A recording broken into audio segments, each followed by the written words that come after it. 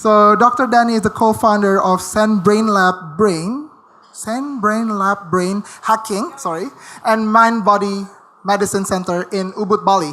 So Dani has been practicing as a medical doctor with a mind-body focus for the past decade, studied yoga and meditation extensively in India, psychology of mind-body medicine with Harvard researchers, and is one of the first American board-certified integrative medicine physicians. So Dani studied a lot.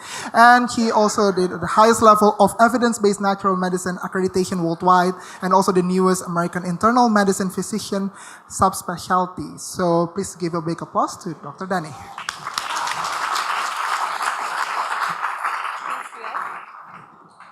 Thanks, guys. It's really nice to be here. I did PechaKucha am I on? Yeah, okay, I'm good. About 3 years ago, so it's nice to be back. And I was gonna am I on? Oh, it's because I'm so tall.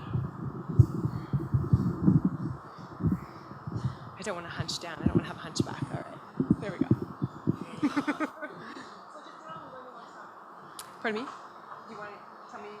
Okay, I'm ready.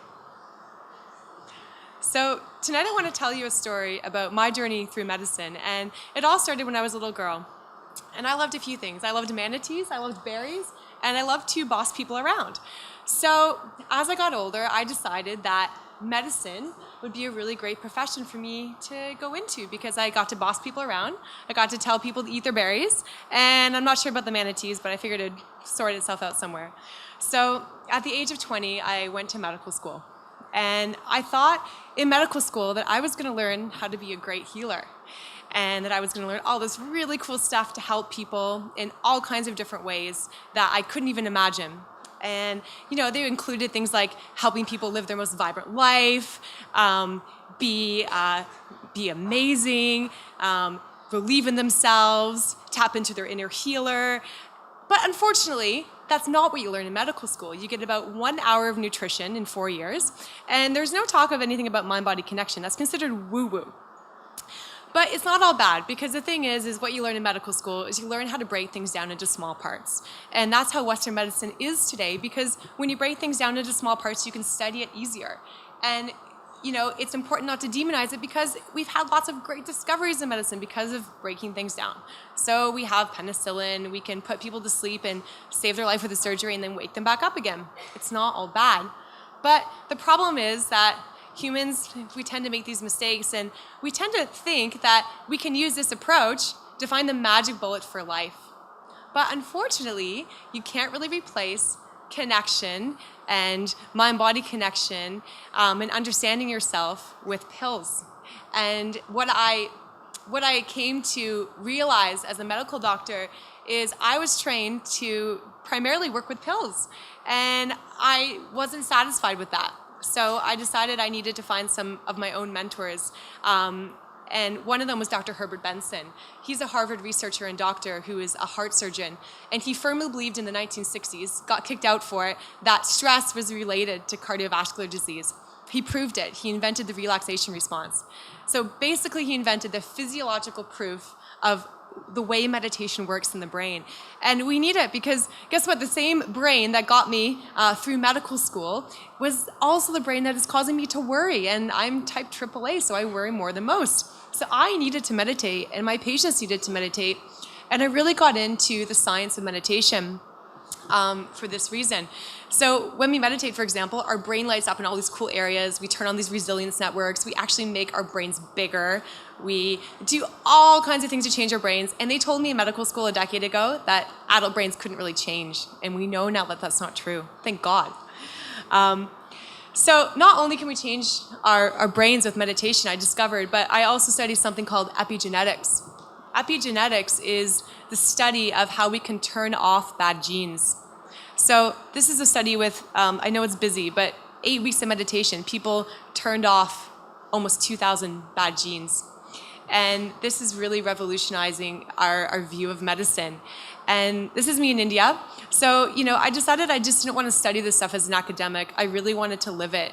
So I spent almost the last decade taking quite a bit of sabbatical all over the world, and spending most of that time filling my days with meditation and yoga and studying traditional healing systems.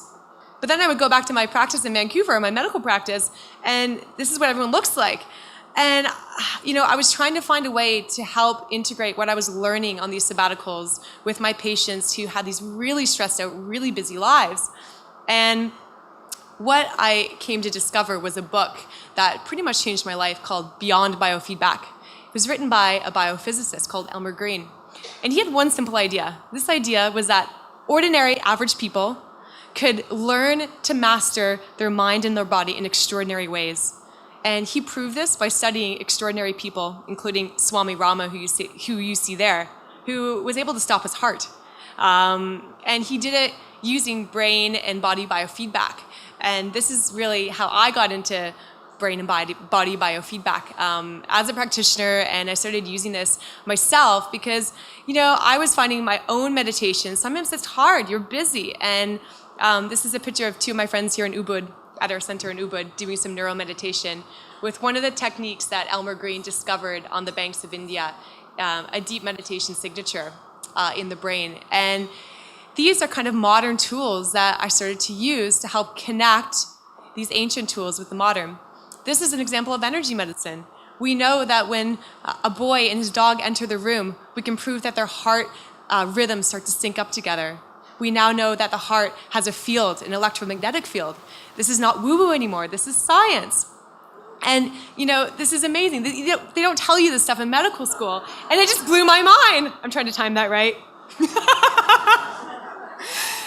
And it blew my mind because this is the real medicine. And this is what people really need to know in the modern world. We need to make time for it. We can't forget it. We can't lose the ability to tap into our mind-body connection because it's the greatest tool we have to heal ourselves and to connect.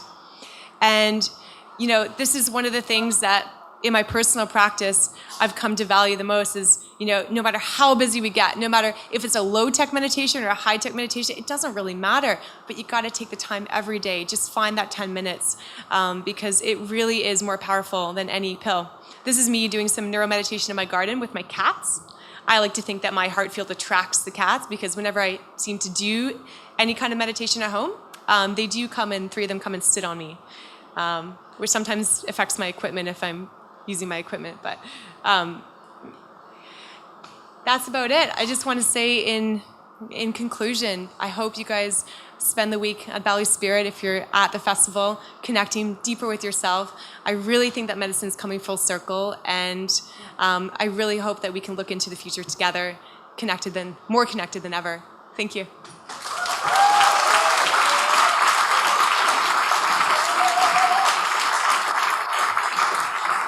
Right, really well timed. 6 minutes 40. It's really great. All right, so who has a question? Whoa, a lot of questions this time. Okay, we'll start with you, Brad. So what is neuro meditation and some of the things you were alluding to in your sector? Okay. Neuromeditation is basically just a term for using brain biofeedback to get into meditative states. So Elmer Green was kind of the founder of brain biofeedback, and he started this work in the late 60s. And he was quite an adept himself, like a mind-body kind of adept, and he was also a physicist and electrophysiology major. And he ended up studying all these yogis who could get into these deep trance-like states, and he was trying to find an EEG, basically a brainwave signature of these states. And he was able to do some of that work, and that was the beginning of using brain biofeedback to feed back our own brainwave signals to us, and then teach the brain how to direct those signals into specific meditative states. So people find it useful, for example, to deepen a meditation practice, or if they have trouble meditating. A lot of my patients in my practice in the city, in Vancouver, they have trouble meditating because the mind is so busy and they're stuck in what we call beta brain. Beta brains are really fast brain waves that are going all the time when we're doing. So helping people to use any tool available can be helpful. Yeah. All right. We have a question from here. Anyone? Yes. What is the gadget your friends are wearing? They were just wearing 2 electrodes, just doing a neuro meditation session. So it's just reading the brainwaves from 2 locations on the head. We also do, that's just kind of to show people what's going on, but usually we use a whole head training to map the people's brains as well. And at home, I just use the 2 ones when I train myself. So it's basically reading the brainwaves and then feeding them back to you so you can hear with sounds. And in the clinic, we use videos. So we have people play a video game with their brain to train the brain in the right direction. It's like kind of like VR, virtual reality. Yeah. Okay, we have one more question. Where can we do this meditation in Ubud? This is also in Bali Spirit Festival. We do have a spot at Valley Spirit Festival. Come visit us anytime this week. We'll be offering neuromeditation classes When will it be? brain maps. We have a center in Ubud, but this week our team is mostly at Valley Spirit this week. Okay. All right. Well, thank you, Dani. Thank you.